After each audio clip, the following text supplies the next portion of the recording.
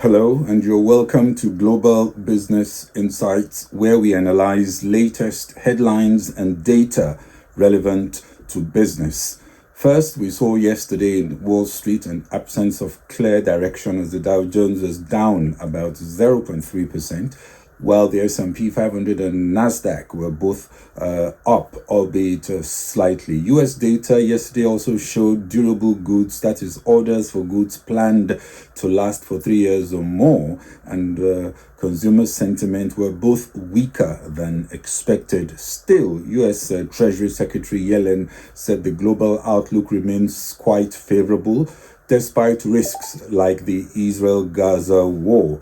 Later today, we get an update on the US fourth quarter GDP print, and tomorrow the personal consumption expenditure index will be out. That's the Fed's preferred inflation measure. Some say that could be a catalyst that could impact sentiment when that comes out tomorrow. We discussed in a special episode yesterday the Nigerian Monetary Policy Committee hiking interest rates by 400 basis points to 22.75%. We won't have long to wait for what may be another hike when the central bank meets on March 25th and 26th. Also, as the Apex Bank signaled expectations that near-term future inflation is trending upwards. On Friday, we also get Nigeria's February S&P, Stanbic IBTC, PMI data, and it's an opportunity for an update on the economic trajectory that seems to be hobbled by a battle with inflation. And in Hong Kong, following a budget announcement to do away with property curbs and encourage more investment, property stocks firmed up. The Hang Seng closed down 0.2%, though the property index was up nearly 2%. And Apple has cancelled its secretive electric car project in a shift to focus on AI. I will talk about that. And we will also dive into a story that caught our attention yesterday. A senior Nigerian National Petroleum Corporation Limited official, former official, was hit with bribery and tax-related charges in the United States. A lot to say there. In New Zealand, the central bank today held interest rates steady at 5.5%, confident that the current rate is high enough to curb demand and bring rising inflation down. The Reserve Bank of New Zealand also said that a slowing global economic outlook was reducing imported inflation, while also saying financial markets were too optimistic on when rates will begin to go down. In New Zealand, the Apex Bank targets inflation to be between 1 to 3%.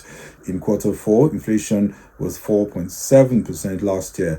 Shipping costs and geopolitical tensions are spiking up some of the factors that raise up prices. And of course, what's going on in the Red Sea is something that could also push up inflation.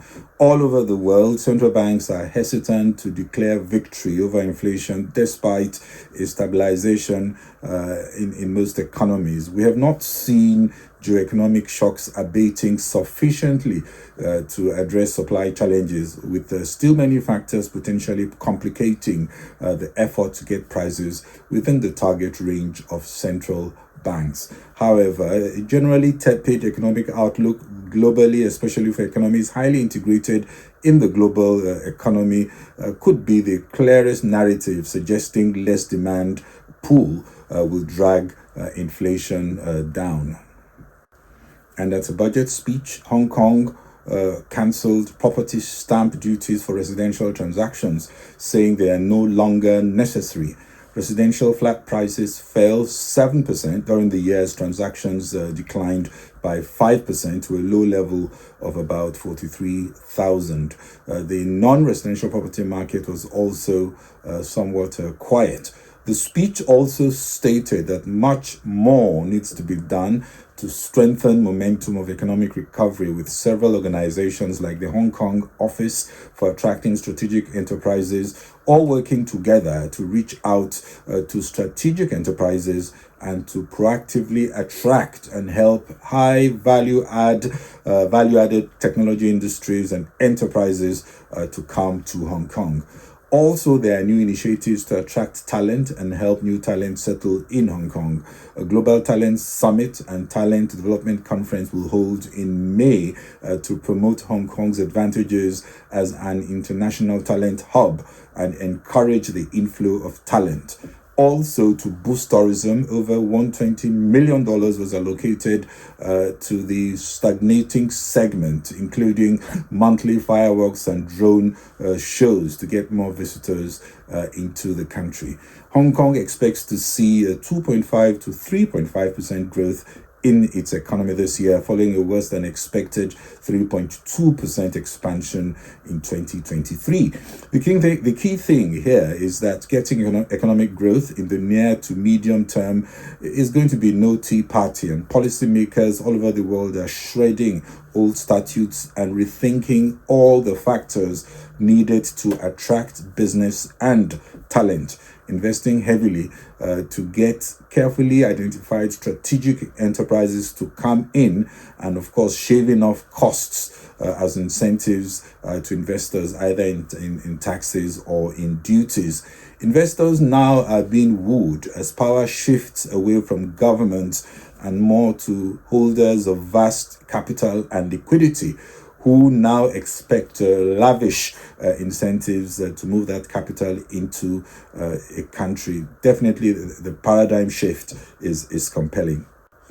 Apple is reportedly winding down its team working on electric cars. That's the Special Projects Group, signaling an end to an ambition to build the ultimate electric vehicle. This is as more resources are needed to strengthen its generative artificial intelligence effort. The EV project was never really a top priority as Apple seeks for that new big idea that could rival the emergence of the iPhone. Apple is exploring health technologies, especially for the Apple Watch, and last month released its first virtual reality headset. That's the Vision Pro. We haven't seen the numbers yet, but early indications are that the pricing is a bit too high to be taken seriously. Xiaomi, a maker of Android smartphones, also announced a new EV this week, and Foxconn, that's Apple's main manufacturing partner, said last year that they are building electric vehicles as well. Definitely the appetite for EVs is there. There's a bit of catch-up in infrastructure that is required, and governments are increasingly weary of pushing incentives at a time of increased competition for what to do with slim fiscal space. Still a compelling technology, but not catching on as quickly commercially as had been touted. The big new thing could be an AI-powered device like no other, and Apple has the budget to explore all the new possibilities. And generative artificial intelligence is expensive to develop, but Apple is used to big spend on R&D. Overall, the company spent a massive $30 billion on research and development in 2023, and that is 14% more than the prior year. I also suspect we'll see more strategic acquisitions and alliances as fat cap giants jostle to get quicker results in this new AI space, even as regulators watch developments to avoid emergence of another super giant tech company stifling fair competition. Apple has not commented on the shift. Still, its shares that has lagged behind the Magnificent Seven saw a slight increase as we speak, up 0.24. I think that was after hours actually, but it's a development that Apple hasn't quite said much about yet. You won't be blamed if you're bored with yet another Nigeria energy sector corruption story. It was reported that a senior, I assume former NNPC Limited official was charged recently with bribery and tax-related charges in the United States after the Federal Bureau of Investigation found bribes of at least $2.1 million were paid by ADAX to evade major obligations running into billions of dollars to the Nigerian government. Last August, UK authorities have charged Nigeria's former petroleum minister with bribery following a long running investigation. So it goes on and on. This NNPC ADAX scandal is typical. It's no more about who did and what happened and whether the corruption actually occurred, but it's now a situation of whether this is one worth pursuing by the anti-corruption institutions. As it appears, these institutions are selectively weaponized. In NNPC Limited, you will find far more controls and an excess of rules and regulations than you would see on average. With so much paperwork and torturous processes, you wonder how it is possible that paper clips can go missing. So it's a bit more complicated than meets the eye.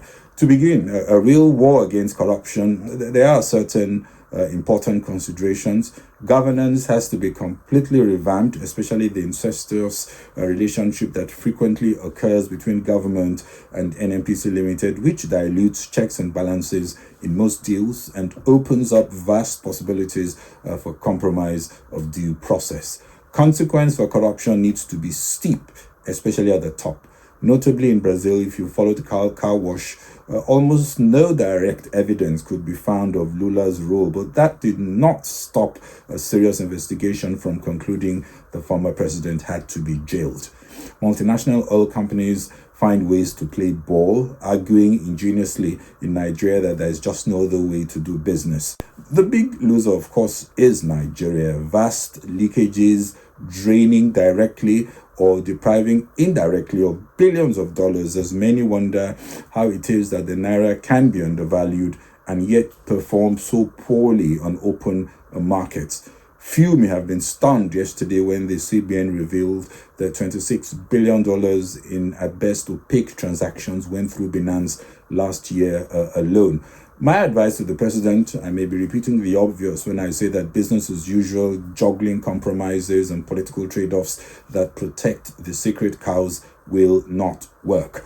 Until Nigeria gets its own Operation Car Wash and a courageous government exits the likes of NNPC Limited for effective private sector shareholders oversight, and instead the government should set up a no-nonsense, rigorously independent regulation or regulators empowered to impose the stiffest penalties where required. If that doesn't happen, we can continue to expect more headlines coming in, usually from the West, where embarrassed judges wonder how poor countries can allow and even look away from these very obvious issues. And of course, only the naira weeps. And as we close, it was reported in a court filing yesterday that lawyers for the convicted FTX founder and former darling of the crypto space, Bankman Fried, are now begging for mercy, portraying him as a selfless and altruistic first-time non-violent offender who committed his life to philanthropy. The tycoon was found guilty on 7 charges of fraud and money laundering last year, and his lawyers say the 100-year sentence recommended by probation officers is grotesque and barbaric, adding that Bankman Fried has autism spectrum disorder and will be uniquely vulnerable in a prison environment. The filing added that FTX bankruptcy proceedings had now shown that the company was solvent at the time of the bankruptcy petition, and since creditors could expect to recoup their deposits, the harm to customers, lenders, and investors is zero. Well, a bit too many sad stories today, but let's end on a positive note. Japan's Toyota Motors said today global vehicle production rose by 7% in January, marking a year-on-year increase for the 13th straight month, as output in January also significantly increased. Well, that's it from me on Global Business Insights. If you enjoyed the program, please share and kindly follow on Facebook and LinkedIn, subscribe on YouTube and X. Thank you very much for watching. This is Bode Oshosani. Bye-bye.